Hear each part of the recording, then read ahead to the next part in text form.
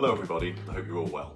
So last week I showed you a couple of videos showing the very last things I do with a painting. What I'd like to do today is start a completely new painting, completely from scratch, because I'd like to share with you guys my entire process from start to finish and how I go about it. So let's go. So the first stage of any painting is to create some quality reference material. So to do that, I will look around the house, I'll go to the supermarket, I'll go to a jumble sale, whatever I need to do, just to find things that are interesting, and then we'll take lots of photos. And today we're going to do something with apples. So let's see how we go. So after taking lots of photos of apples, which is the kind of thing I do in my spare time, I came up with this image. So I was quite happy with this. It's kind of interesting, lots of imperfections. I quite like the leaf on this apple, made it a bit more interesting than just apples. And this is a raw image, so I'm not quite happy with it yet. It could be more interesting as a painting. So what I tend to do is I take my raw images and I will take them to Photoshop or Procreate and just make them a bit more interesting digitally first to create my final reference. And in this case, I thought a darker background would work. So here's what I made earlier. So I made the background darker, I've given the base a bit more textural interest and cleaned up the image a bit, deepened the colours. One thing it's missing is a bit of palette variation, so it's currently very green, so I thought a bit of red would help. So here's another one I made earlier.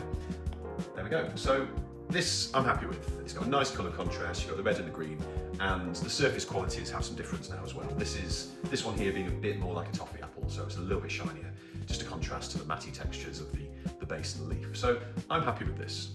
So let's go, let's paint it. Okay, so after a little wardrobe change, it's time to start drawing. So we have our painting surface fully gridded and we have our reference image fully gridded. So we're going to be transferring this image onto here. So first of all, we need to make sure our pencil is nice and sharp and ready for the drawing.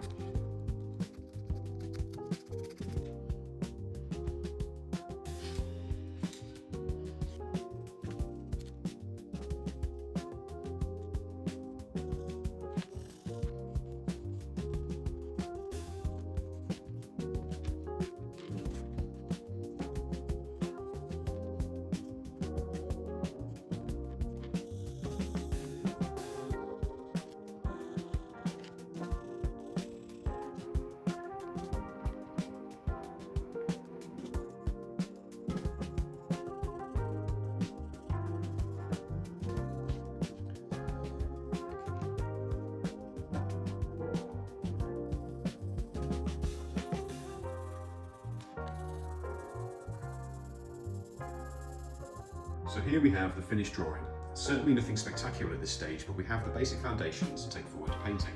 The lines and proportions are pretty accurate, and there's some very basic tones and shadowing to help with the form. So all in all, a fairly solid start. So the last thing we need to do before we start painting is to fix the drawing, because we do not want the pencil to smudge when we start applying paint. So I'm using a fixative here, basic fixative. Keep some windows open when you're using this, because like last time, most things in art, this can make you quite high. So here we go.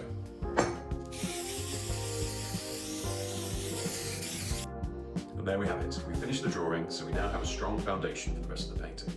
In part 2, I'm going to complete the process and show you how we go from the drawing to the finished piece. I'll see you there. Hello again, this is part 2, and if you're still watching, we're going to be turning this into an oil painting. So let's go. I always start by adding a warm base colour. I'm using burnt sienna here, which will give a nice warm neutral tone before I add the lights and darks later. After a couple of coats, it looks like this, with the drawing still showing through. Once this is dry, I start oiling in. This involves applying a thin coat of oil to the surface, which will help the paint flow nicely as I'm painting. I get the darkest areas in first, so I'll start with the background.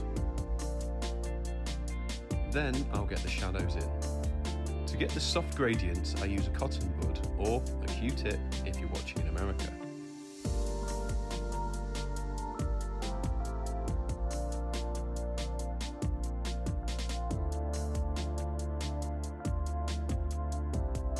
Once the shadows and ambient occluded areas are blocked in, the underpainting quickly starts to look solid. When all the darks are in, I'll use white paint to start blocking out the lightest areas. I'll let the warm base coat shine through for those midtones and gradients and leave only pure white for the very lightest parts.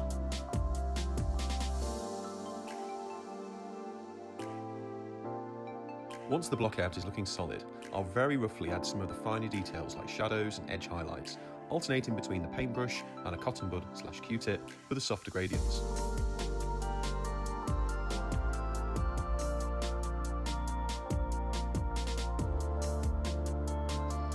Here we have the underpainting finished and ready for some colours. Normally I'd work out the colours by eye, but in this case I'm going to utilise all the tools at my disposal and get the job done and refer back to my reference image digitally. What I'm going to do is do a colour drop of a few tones from each area of the painting and turn them into a swatch. Now, with a comprehensive colour swatch, I'll be able to mix these colours more accurately with paints. Here are the pigments I'm going to use to mix my palette: black, yellow, cadmium red, ochre, orange and white. So you're probably wondering why, since I'm painting things that are green, I'm not using green paint in my palette like this. And the reason is simple, and that's because this is a very unnatural looking pigment to use in what's going to be a very realistic painting. So I'm going to mix greens using the colours that I've chosen here in my palette. And to do that, I'm going to use my palette knife, which I was going to show it. Where the fuck's it gone? Ah, it's here. I'm going to use this to mix my colours on my palette now, and I'm going to show you how I do it. So I'm going to apply a small amount of pigments to my palette. I'm going to use my palette knife to mix the colours I need, starting with the darkest and lightening it up like so. Black and yellow make a nice natural apple green, and I'll slowly introduce white to get the lightest tones. I'll apply the same process to browns and reds. So let's start by blocking out the colours over my underpainting. The tones of the underpainting will help guide the colours. Again, I will work from dark to light. I'll mix between blocking in colours and using a blending brush to soften the gradients. For example, the way this shadow softens as it goes underneath the apple. Worth noting that this video is sped up. I don't actually paint this fast as I'm not Clark Kent.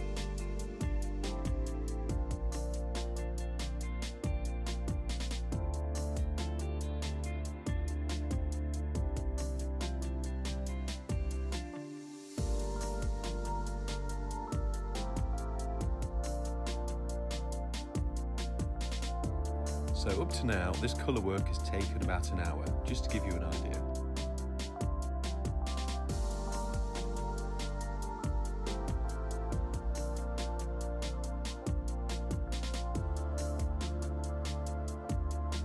I realised that I hadn't mixed the cooler bluish tones from the wood, so I've added some light blue to my palette, and here I am mixing some cool greys.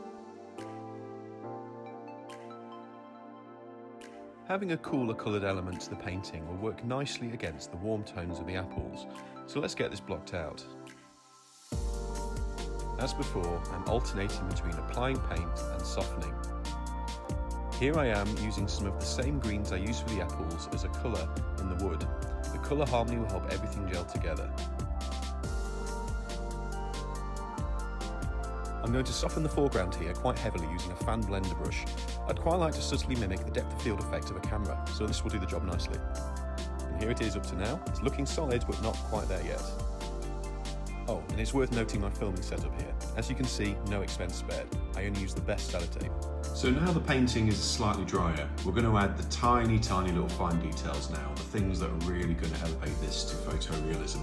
So when I took my original photo, I did get some additional shots of the apple close up, just to get some idea of the close-up detail and the little blemishes that you see. So we're going to try and just add some of these bits to the painting now, just to give it a bit of extra realism.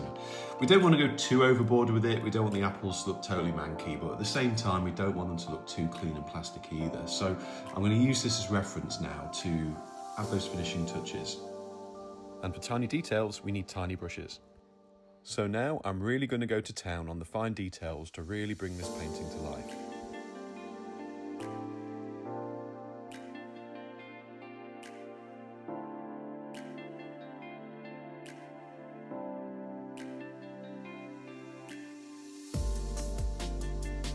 Again, applying paint and very carefully blurring the edges to create soft gradients. To create these bumpy little perfections, I add the dark first, then apply the light afterwards. If I apply the light to the left and soften outwards, the detail will pop out, and if I apply the light to the right and soften inwards, it will appear to be sinking in.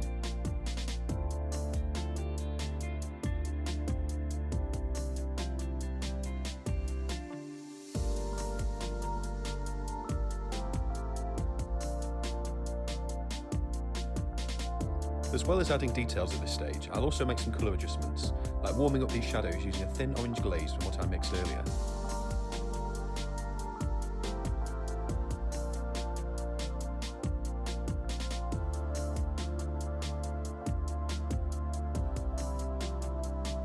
Now I'm picking out the highlights on the wood. I'll only add these details to the area in focus and leave the blurred bits as they are. This will help create the illusion of camera focus and depth of field. And finally, let's sign this off. And I think we're done. I'm happy with the colours, the details, the depth of field and all the shiny parts.